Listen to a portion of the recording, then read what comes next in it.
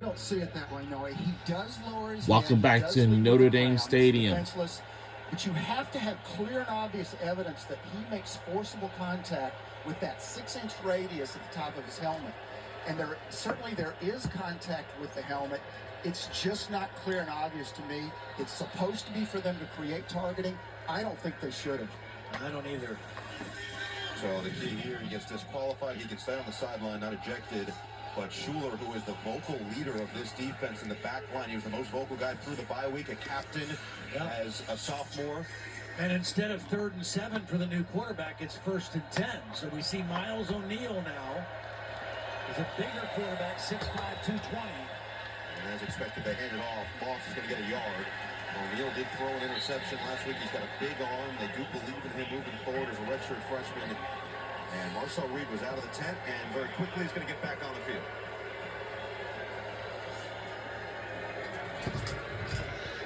So Schuler will have to watch from the side. Talich is in the game, who's his backup, junior from Cody, Wyoming. And it brings up a 2nd down and a long 8. Moss has been relatively quiet outside of the 3 close-range touchdowns. Reed through his progression, uncorks, he's got it on the comeback. Terry Bussey stays on his feet, gets spun down inside the 40. I asked Colin Klein before the game, what are the best routes that Marcel Reed throws? He says he throws the fade ball well, he throws the corner route, and he really loves to throw the dig route, the deep in, and that's what that was right there. Good protection, clean pocket, and he drives that dig route in for a big conversion.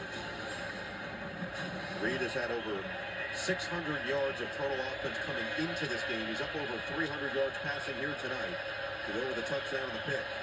29 yards on the ground. He's only run it 5 times. Handoff, Moss slips through and then just gets leveled by Jason Onye.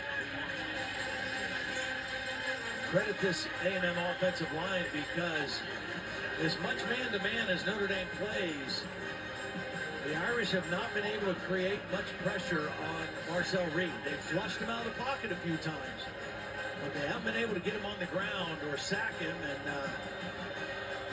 that's why he's thrown for 306 yards. A lot of big plays. It hasn't been Craver in this second half, but he's the one to watch out for. Number 1, and that's got to be movement on some side. A&M's pointing to one side, but it looks like it's going back. Notre Dame moved first. False start. Offense, number 84. 5-yard penalty. Still 2nd down. Niblack, number 84, is going to be the guy they called the penalty because he moved before they touched the Notre Dame defender. If the Notre Dame guy's in the neutral zone and they touch him, it's going to be a foul on Notre Dame.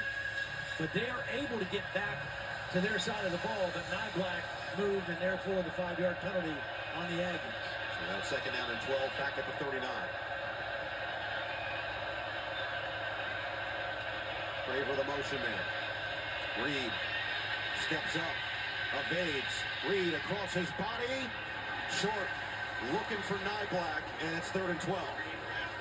Well, again, another nice job by Kingston Biliamu-Asa, who's kind of the spy in this situation. Here he is right here. Watch him. He's just going to go with the quarterback, read him, and just try to stay parallel with him. He's not going to attack him. He's just staying parallel with him, and he's athletic enough to do that. You know, the problem with having a spy on a quarterback like this is he's got to be fast enough to catch him and get him on the ground if he needs to. You see A&M 0 for 3 on 3rd down in this half. Play clock under 5. 3rd and 12, handoff. Moss has some space, and Moss has the 1st down. They caught the Notre Dame defense sleeping. Talich had to track him down, but he gains 13. Well, they caught him out of position. Watch, there's going to be a blitz. And watch Bryce Young. He's going to go too far inside. He's got to set the edge of the defense. That's his responsibility to set the edge. He doesn't do it. And a nice read by Le'Veon Moss.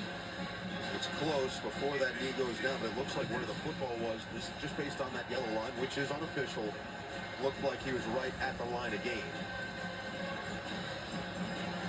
Marcus Freeman's frustration starting to boil over. Started with the targeting call against Adon Schuler, which he vehemently disagreed with.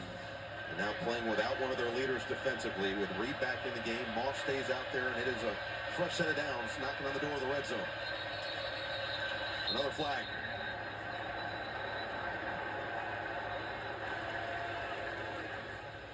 This would be the 10th A&M penalty tonight. False start. Offense. Right guard. It's a 5-yard penalty. Still first down. Well, they call it right guard, but it looks like right tackle. Yeah. I think it's 78 rather than 55. It's number 78 of the offense. I don't know. Have you ever heard them call out just a position other than everybody but the center? Yeah, I'm not sure I've ever heard that. Either way, they do get it right. It's Crownover's 4th penalty of the night. 1st and 15. And Notre Dame's trying to get a late sub. Well, they should be able to, because there was a late sub out of the formation. Yep, so they're giving them time. There was a late sub out by A&M, and Notre Dame smartly makes a sub themselves. Handoff, Moss stood up. Gains 3. Tripped up by Gabriel Rubio. And that's the guy they subbed in. They looked at it and said, this is probably going to be a run. Let's get a bigger run stopper in the game. And Rubio got the stop. Saw that last week in East Lansing, where Boston College didn't get the opportunity to substitute in overtime.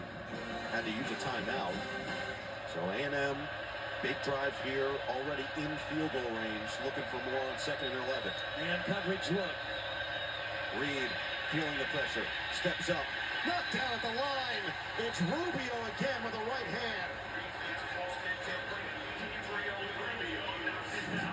And that's one of the problems with Marcel Reed being a 6'1" quarterback. When there's bodies and arms around here, kind of hard to get that throw over. Nice job by Rubio, knowing he couldn't get the sack, but doing the next best thing, getting the knockdown on the throw.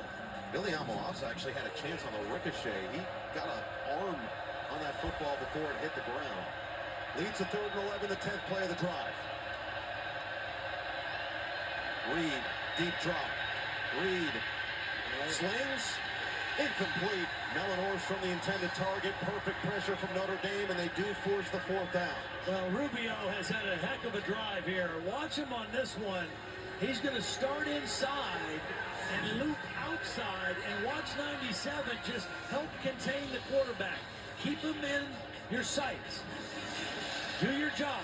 Hem him in, send him back inside, and force the throw away. That's a good job by a guy well over 300 pounds on that pass play. They are relying on Randy Bond from 45 yards. Won the job back this week. And proving why with back-to-back makes from 40+. First one was from 43, this one 45. Ties the game up at 34 apiece with just over 9 to play. Bond making it happen. A&M evening up on the road. We'll be right back on either side.